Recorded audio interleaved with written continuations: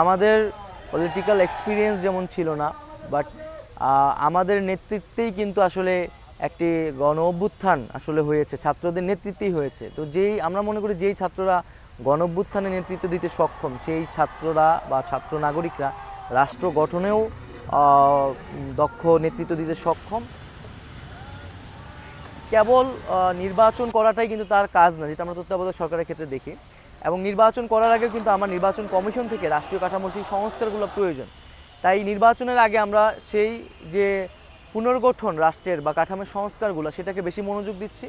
এবং এই সংস্কারের ভিতর দিয়ে আমরা হয়তো একটা নির্বাচনী পরিস্থিতি করতে পারবো, যেখানে আমরা একটা পূর্ণ যে গণতান্ত্রিক প্রক্রিয়া, সেটি বাংলাদেশে প্রতিষ্ঠা করতে পারি। Professor Yunus and his team must keep in their mind that their main responsibility is to hold an election, and before that to restore law and order situation.